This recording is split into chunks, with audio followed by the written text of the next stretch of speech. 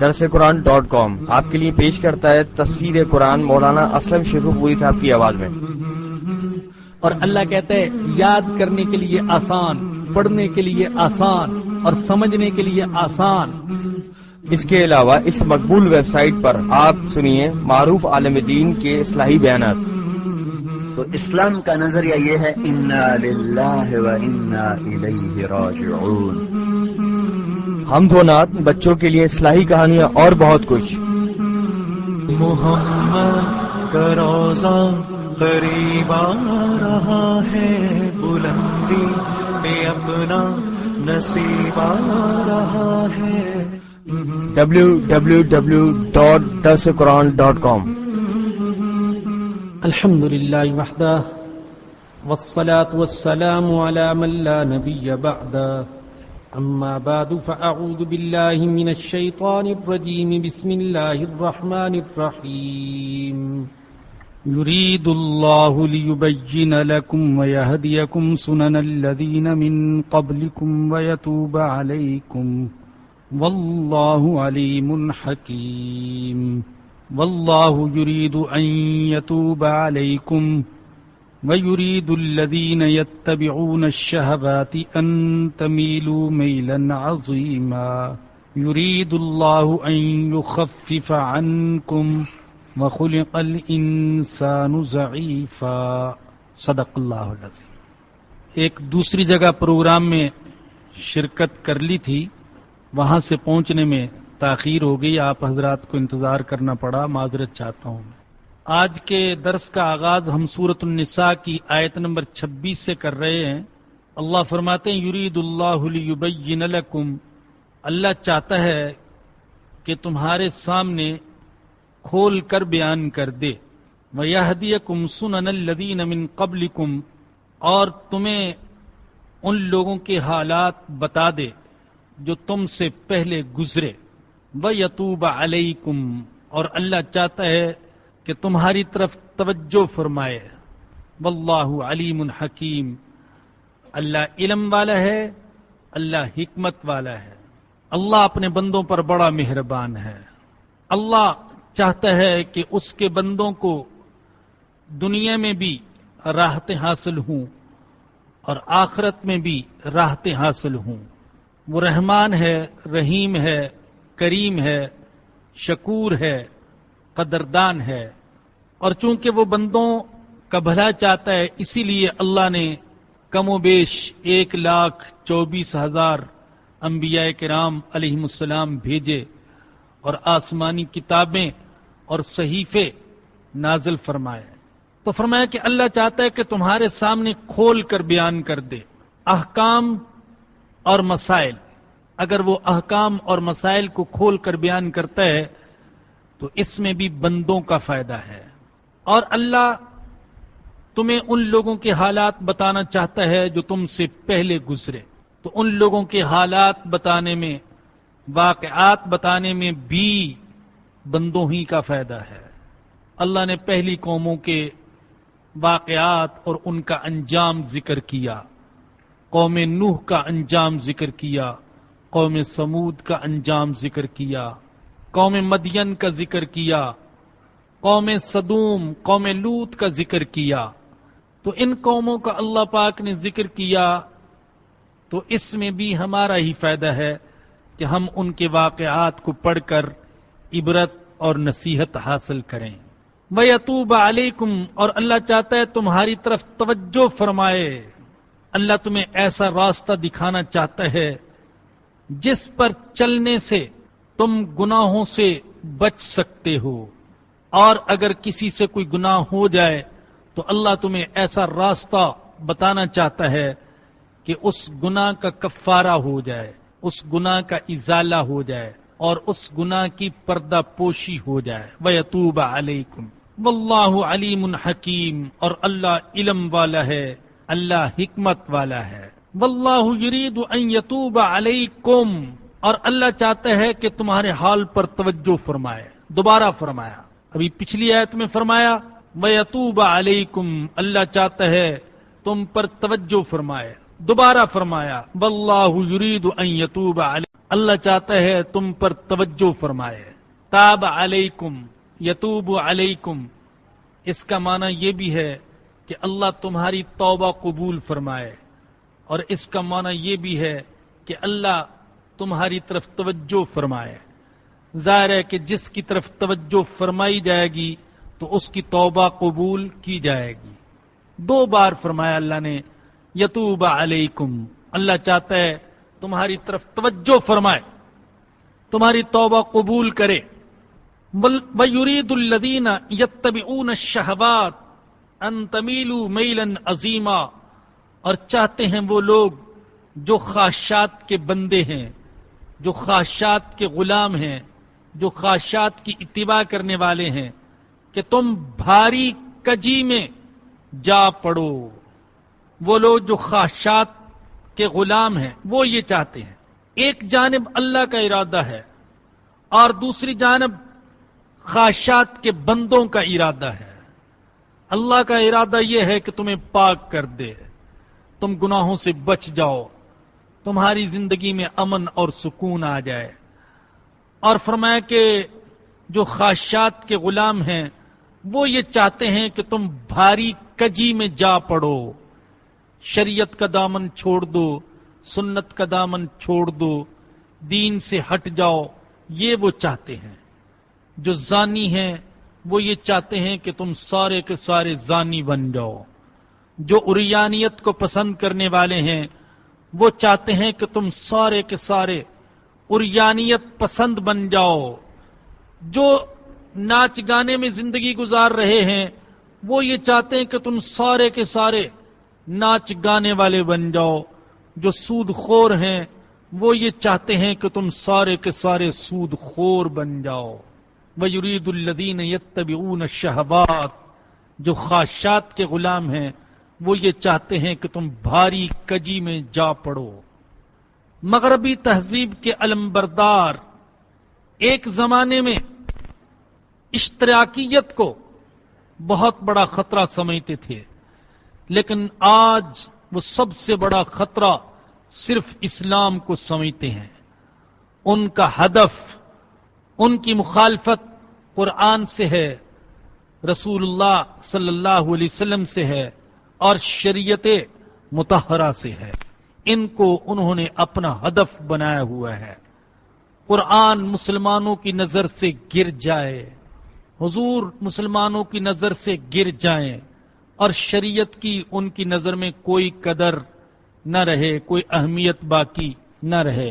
ان کی کمینگی کا اندازہ لگائیے کہ بعض اوقات قرآن کریم کو ننگی تصویروں پر لکھتے ہیں، بعض اوقات جوتے بناتے ہیں تو ان پر قرآنی آیات، بعض اوقات نئے نئے فیشن کے لباس بناتے ہیں تو ان پر قرآنی آیات، اور بعض اوقات قرآن کے مقابلے میں دوسرا قرآن معاذ اللہ جوڑ توڑ کر کے بنانے کی کوشش کرتے ہیں کہ کسی طریقے سے قرآن مسلمانوں کی نظر سے گر جائے.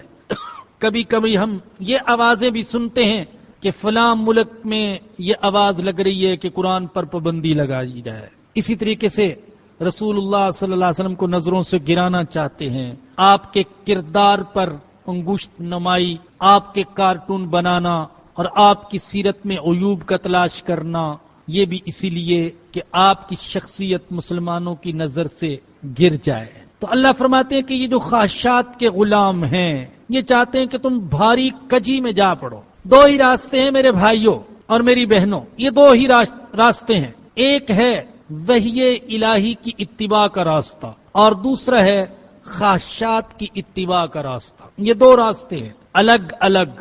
وحی الہی کی اتباع، قرآن کی اتباع، رسول اللہ صلی اللہ علیہ وسلم کی اتباع، اور خواہشات کی اتباع.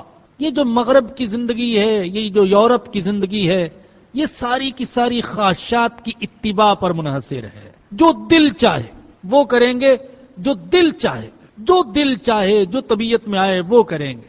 لیکن مسلمان کو یہ سکھایا گیا کہ نہیں، وہ کریں گے جو اللہ چاہے. خواہشات کو بھی تابع بنانا ہے اللہ کے احکام اور رسول اللہ صلی اللہ علیہ وسلم کے طریقوں کا. تو فرمایا کہ یہ چاہتے ہیں کہ تم بھاری کجی میں جا پڑو.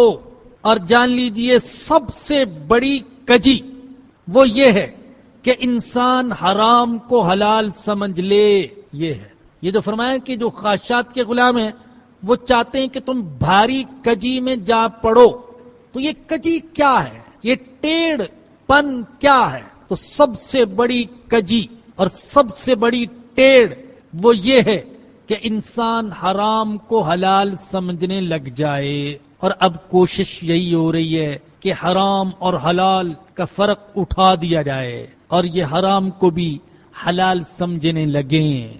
دیکھیے گناہ تو بہت سوں سے ہوتا ہے، ہمیں بھی پارسائی کا دعویٰ نہیں ہے، معصوم ہونے کا دعویٰ نہیں ہے، نہ معلوم کتنے گناہ ہوئے اور کتنے ہو جاتے ہیں، لیکن کم از کم اتنا تو ہو کہ انسان گناہ کو گناہ سمجھے، برائی کو برائی سمجھے، حرام کو حرام سمجھے.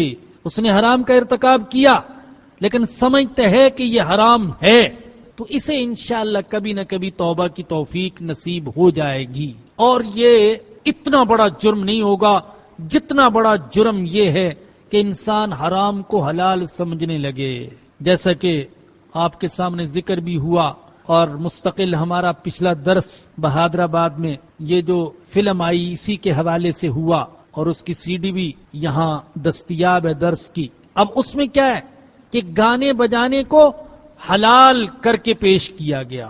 ٹھیک ہے گانا تو بہت سے لوگ سنتے تھے سنتے ہیں لیکن کم از کم اتنا تو ہو کہ وہ یہ سمجھے کہ میں گناہ کر رہا ہوں. لیکن انہوں نے یہ کوشش کی کہ حرام کو حلال سمجھ لیا جائے، گناہ کو گناہ نہ سمجھا جائے.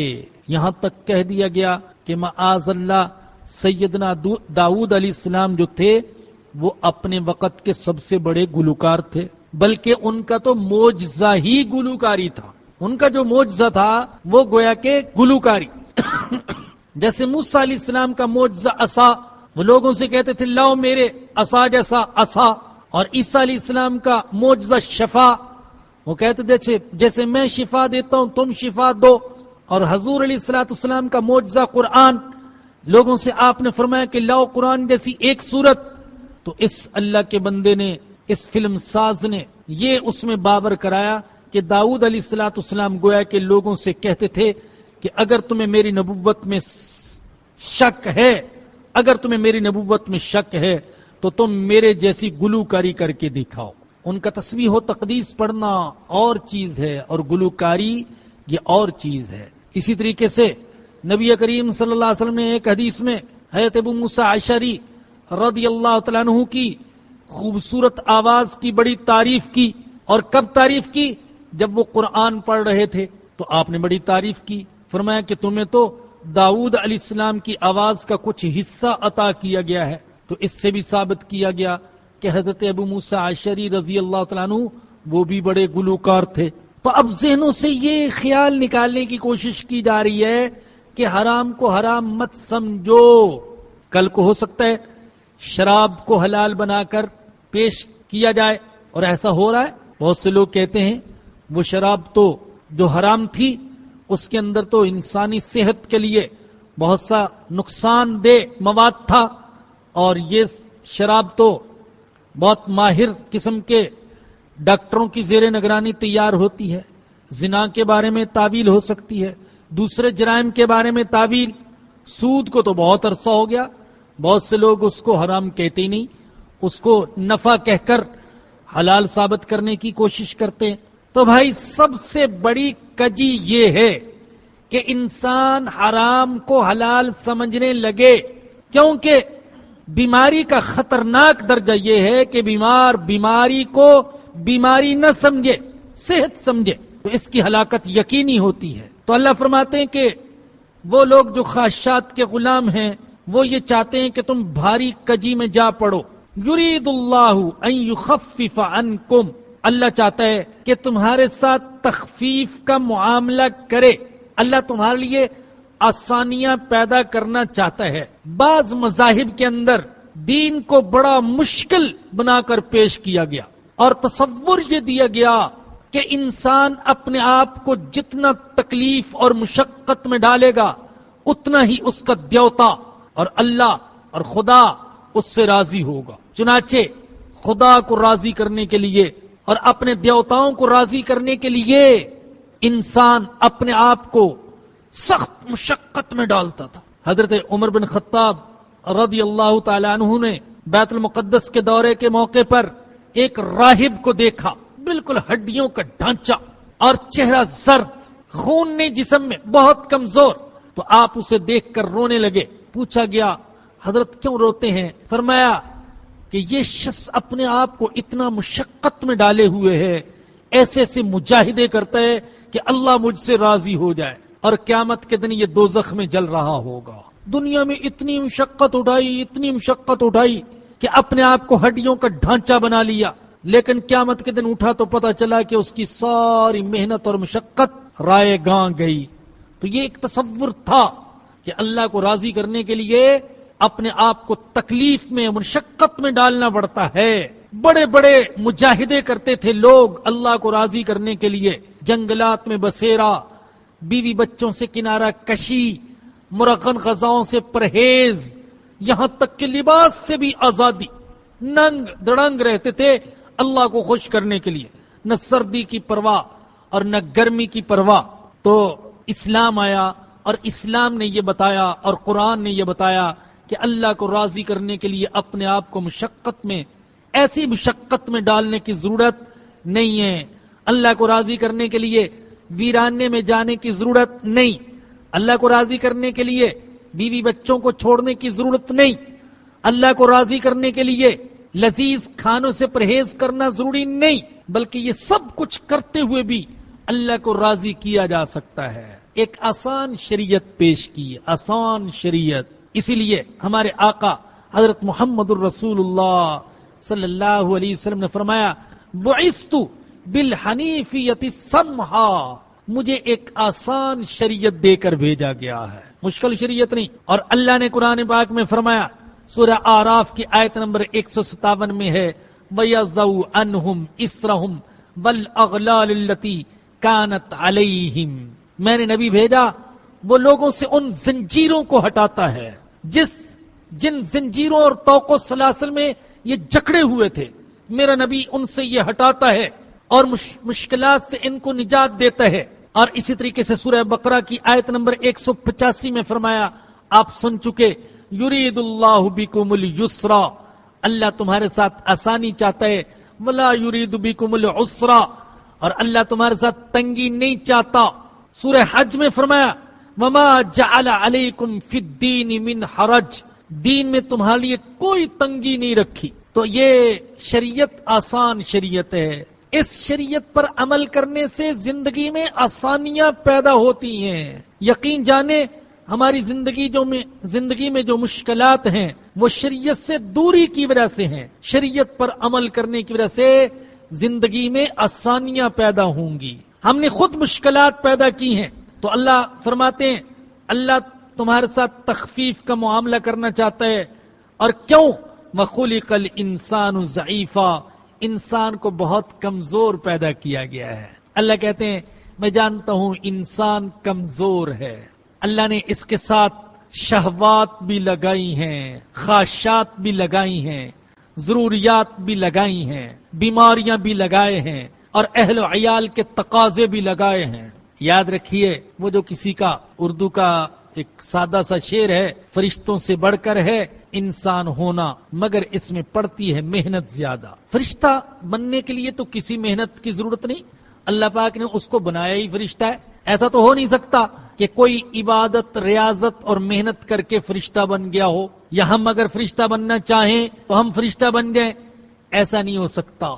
تو فرشتہ بننے میں تو اتنی محنت نہیں ہے، لیکن انسان بننے میں بڑی محنت ہے، بڑی محنت ہے. فرشتوں سے بڑھ کر ہے انسان ہونا، مگر اس میں پڑتی ہے محنت زیادہ. انسان بننے میں بڑی محنت کی ضرورت ہے، بڑی مشقت کی ضرورت ہے، قربانی کی ضرورت ہے.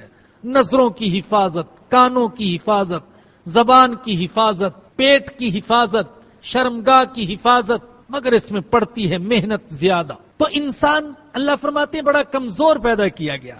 اللہ کہتے ہیں میں جانتا ہوں یہ کمزور ہے، اس لیے میں نے اس کو کوئی ایسا حکم نہیں دیا جو اس کی طاقت سے باہر ہو. اگر یوں کہہ دیا جاتا کہ اللہ کہتا ہے میرا قرب حاصل کرنے کے لیے ضروری ہے اور میرا ولی بننے کے لیے ضروری ہے کہ مرد اور عورت آپس میں زندگی بھر کوئی تعلق نہ رکھیں، تو کتنا مشکل ہوتا. لیکن اللہ نے اس کی بھی اجازت دی. شریعت کے دائرے میں رہتے ہوئے، شریعت کے دائرے میں رہتے ہوئے تم اپنی شہوت کو بھی پورا کرو تو وہ گویا کہ شہوت نہیں رہے گی، عبادت بن جائے گی. ہمارے آقا نے فرمایا یہ بھی عبادت. تو فرمایا کہ انسان کو بڑا کمزور پیدا کیا گیا، اس لیے اللہ نے کوئی مشکل حکم نہیں دیا انسان کو. یا ایھا الذین آمنوا لا تأکلوا اموالکم بینکم بالباطل، اے ایمان والو آپس میں ایک دوسرے کے اموال ناحق طریقوں سے نہ کھاؤ، آپس میں ایک دوسرے کا مال باطل طریقے سے نہ کھاؤ.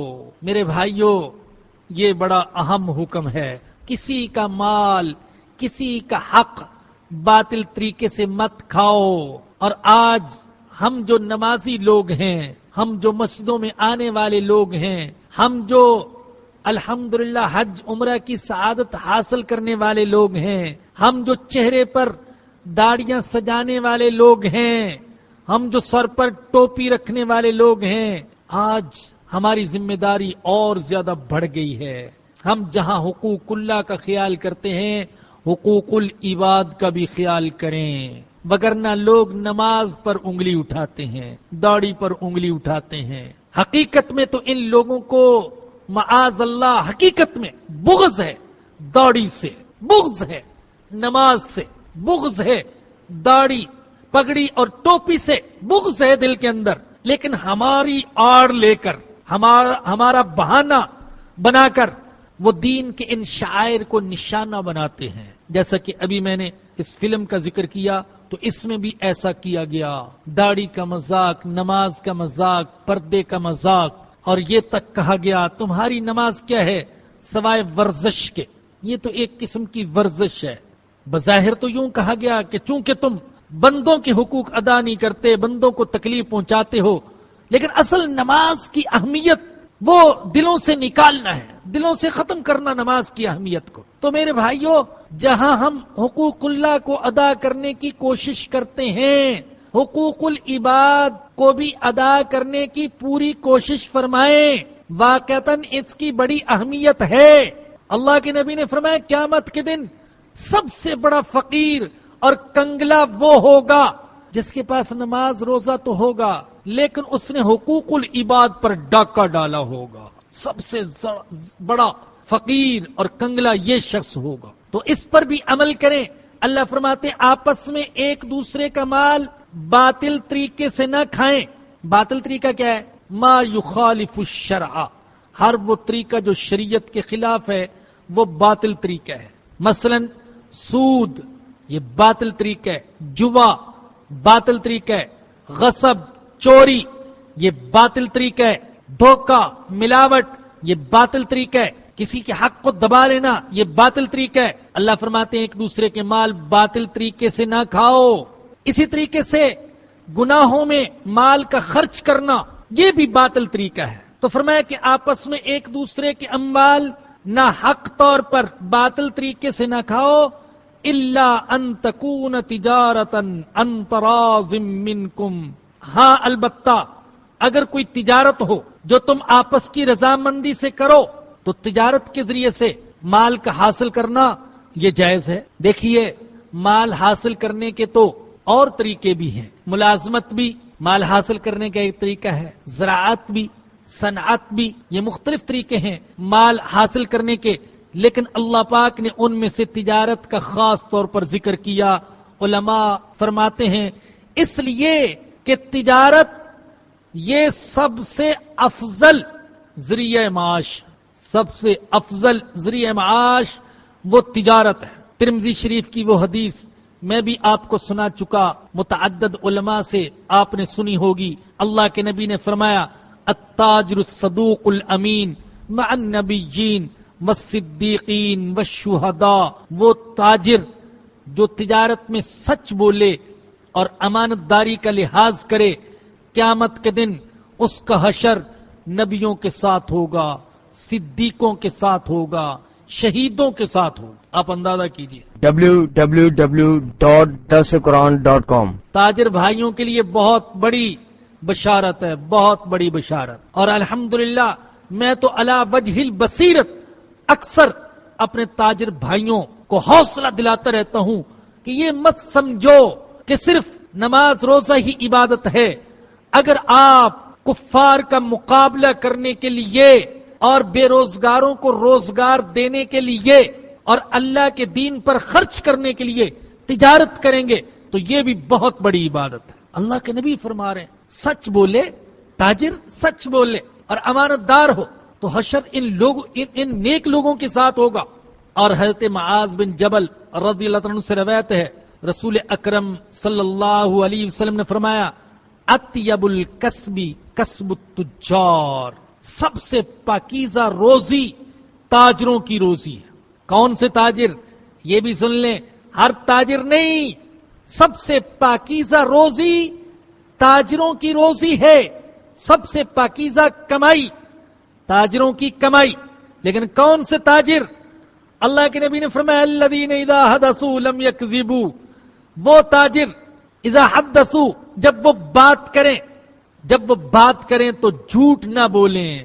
الذین اذا حدثوا لم یکذبوا، جب بات کریں تو جھوٹ نہ بولیں. وَإِذَا وَعَدُوا لَمْ يُخْلِفُوا، اور جب وعدہ کرے تو وعدہ خلافی نہ کریں.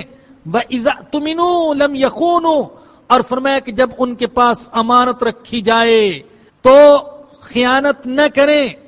وَإِذَا اشْتَرَوْا لَمْ يَضُمُّوا، اور جب وہ خریدیں کسی سے تو حد سے زیادہ مذمت نہ کریں. وَإِذَا بَاعُوا لَمْ يَمْدَحُوا، اور جب بیچے تو حد سے زیادہ تعریف نہ کریں. یہ کیا فرمایا؟ جب خریدیں تو مذمت نہ کریں اور جب بیچیں تو تعریف نہ کریں. تو بھئی ہر تاجر اپنی چیز کی تعریف تو کرتا ہی ہے، لیکن اللہ کے نبی فرما رہے ہیں کہ جب وہ خریدیں ایسا نہ ہو کہ حد سے زیادہ مذمت کرے. حد سے زیادہ یہ کیا لے آئے ہو تم، یا کیا چیز ہے؟ کوئی اچھا قالین لے آیا اور یہ کہتا ہے اس قالین کو یہاں کون پوچھتا ہے، یہ کھدر کا ٹکڑا تم اٹھا کے لے آئے، کراچی میں اس کی کیا قدر و قیمت ہے. اب اس کو بیوقوف بنانے کے لیے اس کی مذمت کر رہا ہے. جانتا ہے کہ یہ بڑا قیمتی قالین ہے، لیکن اس کو مرعوب کرنے کے لیے اور سستے سے سستا خریدنے کے لیے اس کے اندر ایسے ایسے عیب نکالے جو ہے ہی نہیں اس کے اندر. یہ بعض تاجروں کی عادت ہوتی ہے حد سے زیادہ دوسرے کی چیز کی مذمت. اور فرمایا کہ جب بیچیں تو حد سے زیادہ تعریف نہ کریں. اتنی تعریف گدے کی اتنی تعریف کی کہ معلوم ہوا گدھا نہیں یہ تو ہاتھی ہے. اتنی تعریف. وہ کہتے ہیں کسی نے دلال مقرر کیا کہ بھی میرا گدھا بکوا دو. اب دلال صاحب نے مالک کے سامنے ہی جو گدھے کی تعریفیں کرنی شروع کی تو اس نے اپنا بیچنے کا ارادہ ہی تبدیل کر لیا. اس نے کہا گدھے کی جو خصوصیات تم نے بیان کی ہیں یہ تو آج تک مجھے خود معلوم نہیں تھی، یہ تو بڑی قیمتی چیز ہے جو میرے ہاتھوں سے نکلی جا رہی ہے. تو واپس چلا گیا. تو اللہ کے نبی نے فرمایا ایسا نہ کرو، دوسرے کی چیز کی حد سے زیادہ مذمت بھاؤ کو گرانے کے لیے اور اس کو مرعوب کرنے کے لیے اور اپنی چیز کی حد سے زیادہ تعریف ایسا نہ کرو. وَإِذَا كَانَ عَلَيْهِمْ لَمْ يَمْتَلُوا، اور فرمایا کہ وہ تاجر کہ اگر ان پر کسی کا حق ہو تو ٹال مٹول سے کام نہیں لیتے. یہ وہ تاجر ان سے اگر کسی نے لینا ہو تو ٹال مٹول سے کام نہیں لیتے. میں نے لوگوں کو دیکھا اچھے خاصے مالدار لوگ، پیسے والے لوگ، کسی کا 2000 روپیہ دینا ہے جب تک 10 دفعہ چکر نہیں لگوا لیتے نہیں دیتے. صندوقچی میں پڑے ہوتے ہیں، جیب میں پڑے ہوتے ہیں، لیکن ایک فطرت خراب ہے. فطرت خراب. کروڑ پتی لکھ پتی آدمی ہے لیکن چکر پر چکر لگواتے ہیں. کل آ جانا، آج کیشیئر نہیں آیا، ارے پرسوں آ جانا، حالات خراب تھے، بارش ہو گئی. عجیب بہانے. ایک صاحب کے ساتھ ہمارا معاملہ تھا، وہ ہمیشہ ایسے بہانے لگاتے تھے. رہتے تھے وہ سائٹ کے علاقے میں.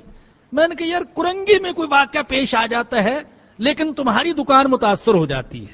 واقعہ کرنگی میں پیش آتا ہے اور وہ لیبر اسکوائر کے اندر بیچارہ متاثر ہو جاتا ہے. کہتا مولوی صاحب کرنگی میں یہ حادثہ پیش آ گیا ہے اس لیے آج تو کچھ نہیں ہو سکتا.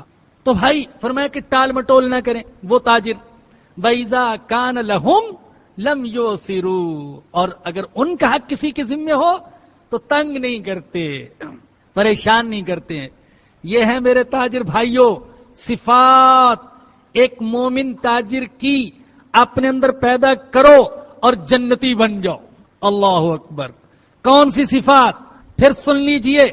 فرمایا کہ جب بات کریں تو جھوٹ نہیں بولتے، وعدہ کریں تو وعدہ خلافی نہیں کرتے، امانت رکھی جائے خیانت نہیں کرتے، اور کوئی چیز خریدیں تو حد سے زیادہ مذمت اور برائی نہیں کرتے، اور بیچیں تو تعریف میں مبالغہ نہیں کرتے، اور ان کے ذمہ کسی کا حق ہو تو ٹال مٹول نہیں کرتے، اور ان کا کسی کے ذمہ حق ہو تو اس کو تنگ اور پریشان نہیں کرتے. یہ صفات جن تاجروں کے اندر ہوں، اللہ کے نبی فرماتے ہیں اس تاجر کی کمائی سب سے پاکیزہ کمائی ہے.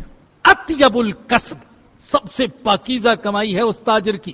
ہائے اللہ، کاش مسلمان تاجر اپنے اندر یہ صفات پیدا کرتے اور پھر تجارت کرتے ہوئے دنیا بھر میں پھرتے تو ان کے معاملات کو دیکھ کر لوگ اسلام قبول کر لیتے. لیکن کتنی شرم کی بات ہے، آج مسلمان تاجر جھوٹ بولتا ہے، وعدہ خلافی کرتا ہے، امانت میں خیانت کرتا ہے، حد سے زیادہ اپنی چیزوں کی تعریف کرتا ہے اور دوسرے کی چیز کی حد سے زیادہ مذمت کرتا ہے، اپنے اوپر حق ہو تو ٹال مٹول کرتا ہے اور دوسرے کے ذمے حق ہو تو دروازے توڑ دیتا ہے. وہ صفات جو اللہ کے نبی نے بیان فرمائی وہ ہے ہی نہیں تاجر کے اندر. ہم تو مسلمانوں اور اسلام کو بدنام کرنے کا ذریعہ بن گئے. فرمایا کہ اے ایمان والو، آپس میں ایک دوسرے کا مال ناحق طور پر نہ کھاؤ، الا ان تکون تجارتا عن تراض منکم. ہاں البتہ اگر تجارت ہو آپس کی رضامندی سے تو پھر جائز ہے. ولا تقتلوا انفسکم، اور اپنی جانوں کو قتل نہ کرو، اپنوں کو قتل نہ کرو. ولا تقتلوا انفسکم. ذرا غور فرمائیے گا، یہ قرآن ہے میرے اللہ کا کلام. پہلے اللہ نے جو فرمایا لا تأکلوا اموالکم، اپنے مال نہ کھاؤ باطل طریقے سے، اپنے مال. اور یہاں کیا فرمایا؟ اپنوں کو قتل نہ کرو، اپنی جانوں کو قتل نہ کرو. اللہ اکبر. علماء کہتے ہیں جس کا حاصل یہ ہے کہ امت کے ہر فرد کا مال یوں سمجھو کہ میرا مال ہے، لہذا اس کو باطل طریقے سے نہ کھاؤ، اور ہر مسلمان کی جان کو یوں سمجھو کہ میری جان ہے. تو اللہ کہہ رہے اپنی جانوں کو قتل نہ کرو. یہ زید کی جان یہ بھی تیری جان ہے، بکر کی جان تیری جان ہے، یہ عبد الرحمن کی جان تیری جان ہے، یہ عبداللہ کی جان تیری جان ہے. اپنی جانوں کو قتل نہ کرو، اس لیے کہ ساری امت ایک نفس کی طرح ہے. اللہ کے نبی نے فرمایا کہ المؤمنون کالنفس الواحدہ، ایک جان کی طرح سارے مسلمان. تمہارے ایک یہ کیا گیا اپنی جانوں کو قتل نہ کرو، اپنوں کو قتل نہ کرو. تم امت کے جس فرد کو بھی قتل کرتے ہو تو حقیقت میں اپنا قتل کرتے ہو. اور دوسرا معنی یہ بھی کیا گیا ولا تقتلوا انفسکم، خود کشی نہ کرو، اپنے آپ کو قتل نہ کرو، خود کشی نہ کرو، اور کوئی ایسا عمل نہ کرو جو کہ موت کا سبب بن جائے. کوئی ایسا عمل جیسے نشہ، زہر یا کوئی دوسری چیز جو موت کا سبب بن جائے. اللہ کہتے ہیں ایسا کوئی عمل نہ کرو. پہلے مالی حقوق اور ان کی حفاظت کا حکم دیا، اور پھر جانی حقوق اور ان کی حفاظت کا حکم دیا. آپس میں ایک دوسرے کے مال کی بھی حفاظت کرو اور آپس میں ایک دوسرے کی جان کی بھی حفاظت کرو. اور اپنی جان کی حفاظت کرنا بھی لازم ہے، خودکشی کرنا حرام ہے. لا تقتلوا انفسکم، اپنی جانوں کو قتل نہ کرو، ہلاکت میں نہ ڈالو، اس لیے کہ خودکشی کرنا حرام ہے. ابو داؤد میں ایک روایت ہے حضرت عمرو بن عاص رضی اللہ تعالیٰ عنہ سے، وہ کہتے ہیں کہ مجھے نبی کریم صلی اللہ علیہ وسلم نے ذات السلاسل کے سال بھیجا.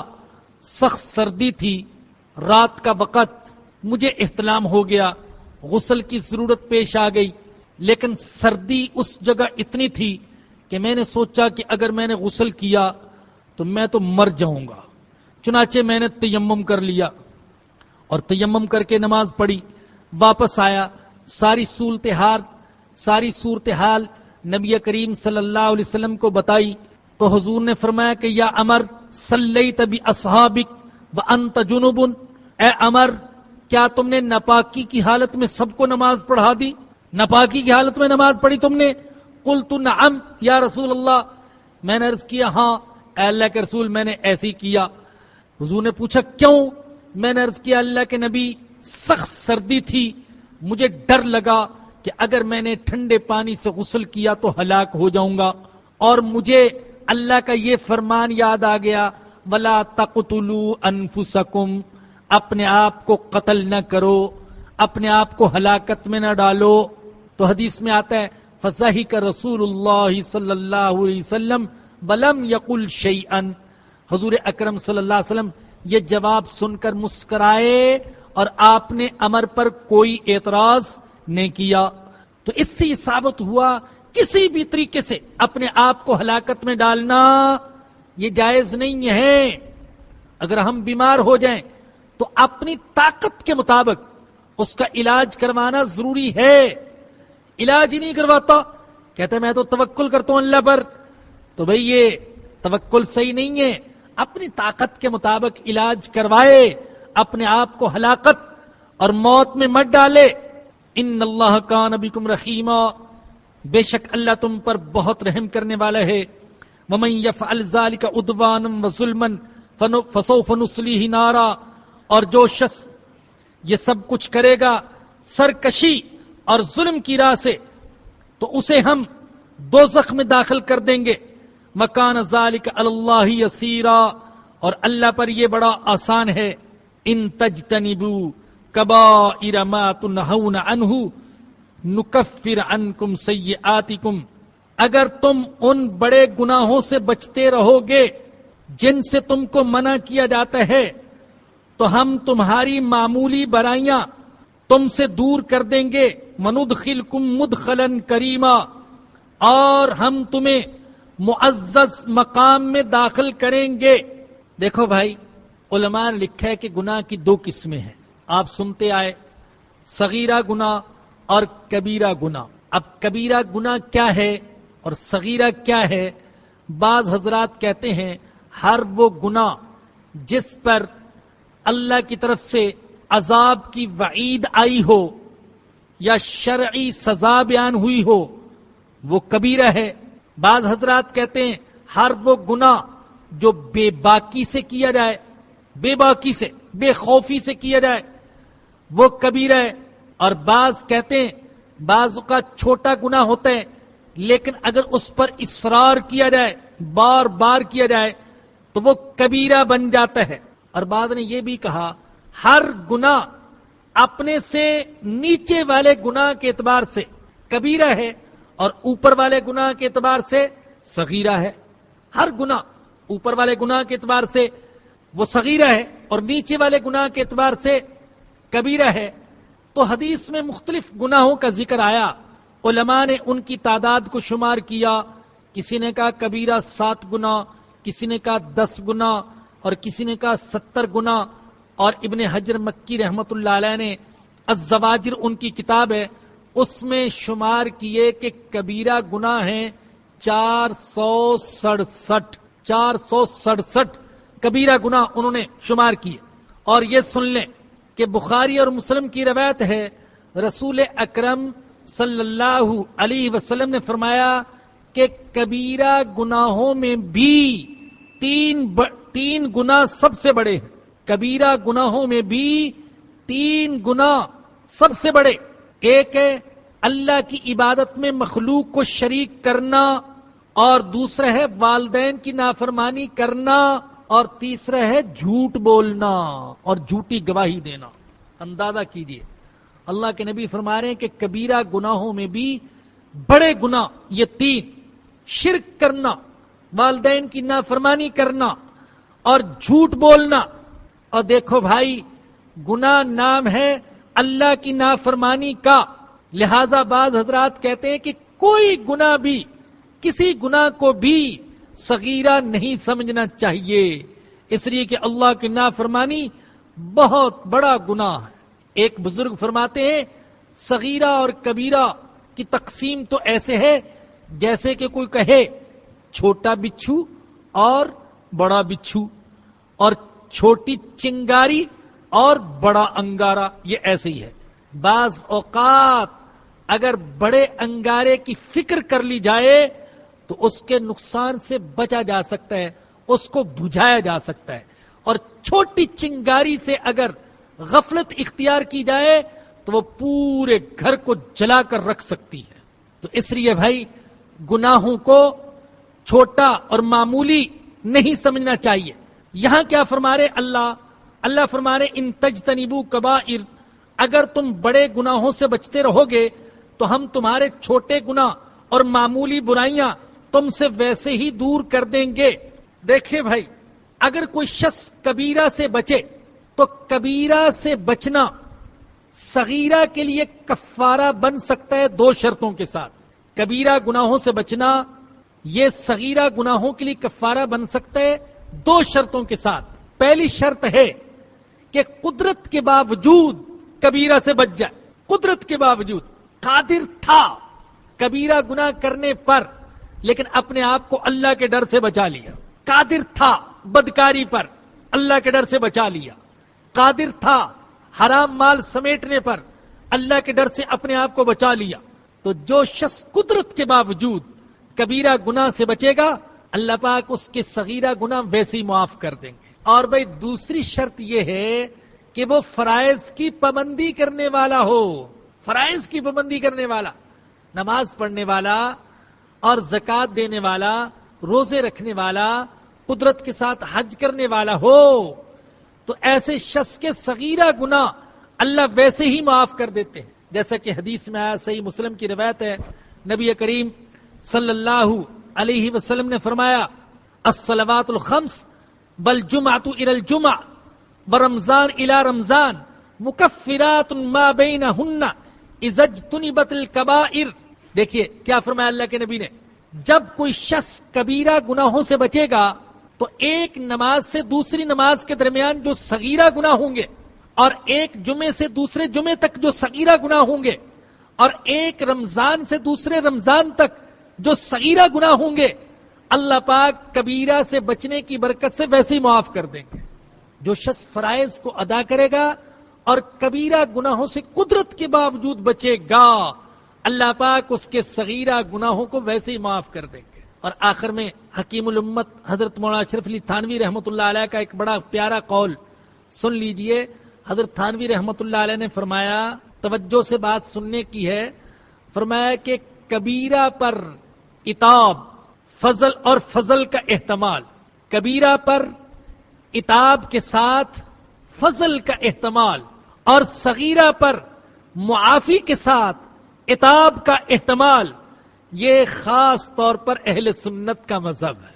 بہت پیاری بات فرمائی، فرمایا کہ کبیرہ پر ایک طرف تو عتاب اور عذاب کا ڈر ہو اور دوسری طرف اللہ کے فضل کی امید بھی ہو، اور صغیرہ پر اللہ کے فضل کی امید کے ساتھ پکڑے جانے کا ڈر بھی ہو، یہ اہل سنت کا مذہب ہے۔ ایسا نہ ہو کبیرہ کر کے مایوس ہو جائے اور صغیرہ جرت کے ساتھ کرے کہ مجھے کوئی پکڑنے والا نہیں۔ جو معتزلہ تھے ان کا مذہب یہ تھا، معتزلہ کا مذہب یہ تھا کہ صغیرہ گناہ کی مغفرت واجب ہے اور کبیرہ گناہ پر سزا کا ملنا واجب ہے۔ یہ معتزلہ کا مذہب کہ صغیرہ گناہ کی معافی یہ واجب اور کبیرہ گناہ پر عذاب یہ واجب۔ اہل سنت کہتے ہیں دونوں واجب نہیں ہیں، صغیرہ کی مغفرت واجب نہیں اور کبیرہ پر سزا کا ملنا یہ واجب نہیں، بلکہ کبیرہ پر ایک طرف اللہ کے عذاب کا ڈر ہو اور دوسری طرف اس کے معاف کرنے اور فضل کرنے کی امید بھی ہو، اور صغیرہ گناہ میں ایک طرف اللہ کے فضل کی امید ہو اور دوسری طرف اس کے عذاب کا ڈر بھی ہو۔ اللہ پاک مجھے اور آپ سب کو صغیرہ اور کبیرہ سارے گناہوں سے بچنے کی توفیق عطا فرمائے۔ وآخر دعوانا الحمدللہ رب العالمین۔ درسقرآن.com آپ کے لیے پیش کرتا ہے تفسیر قرآن مولانا اسلم شیخو پوری صاحب کی آواز میں۔